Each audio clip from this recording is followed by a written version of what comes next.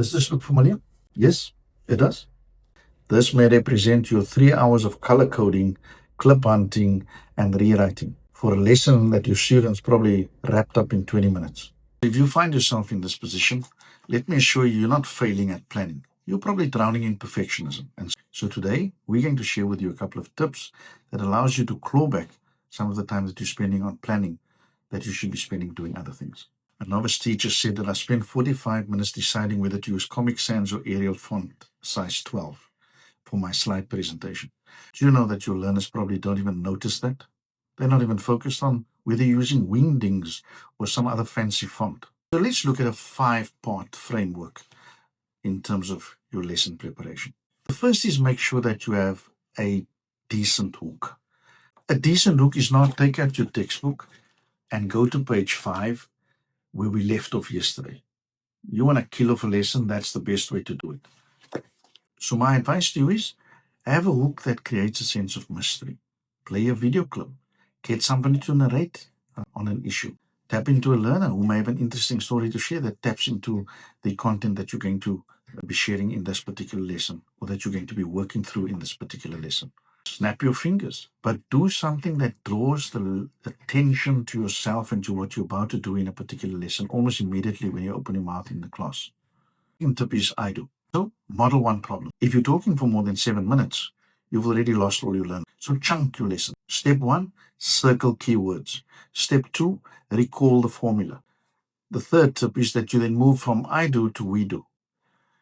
Now, work the classroom. Scan your students. See who has raised eyebrows. That's your cue to pause. Alex, you look confused. Cold call the kids who pretend to understand. This is your disaster prevention zone. The fourth tip is you do. So we started with I do, we do, and now you do. Remember, differentiation isn't 30 different plans or 40 different plans for every learner in your class. You should have at least 3 versions of what you're trying to do. One focused on must do. What do you want every learner to do? The second is should do. What do you want most learners to be able to do? The third is aspiring, for the early finishers. So if Kayla finishes early, do you really want her to be helping Jaden? Or do you want her to be doing the extension work, given that she's able to work through the work much faster than the other learners in the classroom? The fifth is that you wrap up properly. Never skip this. Write one thing you've learned and one thing you still have a question around, and use this to inform as a cheat code the next lesson on this particular topic. As we wrap up this video, 3 planning acts worth remembering. The first is divide your planning sessions into 15-minute zones. Set it as a timer, and when the timer goes off, stop. If it's not done, reuse parts of lessons that you previously had and restructure the content. Remember, your time is worth more than searching for custom clip art for 2 hours. The second act is that you steal like an artist. Your colleagues' quiz, tweak it. Free resources on Pinterest and other sites, use it. Contextualize it. Reframe it. 95% of new lessons are a combination and a mixture of old lessons.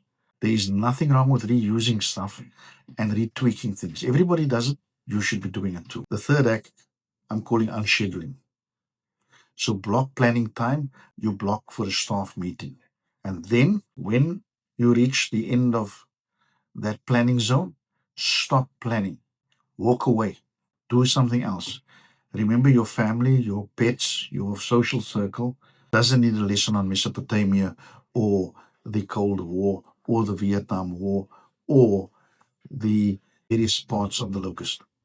So your mission over the next while is to use a template to plan one lesson in 15 minutes and see how structured and how focused and how successful that is. You may then discover that you're spending less time on redecoration of your presentation, if that's what you're going to be using in class, or your slide deck, and focusing on the actual efficiency of the planning cycle. And then note in the next video, we will focus on how to steal the brilliance of other teachers.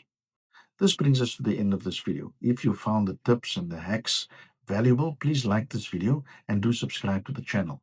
Also press the notification bell so that you are alerted when new videos in the series or future series are released. Until the next time, stay well.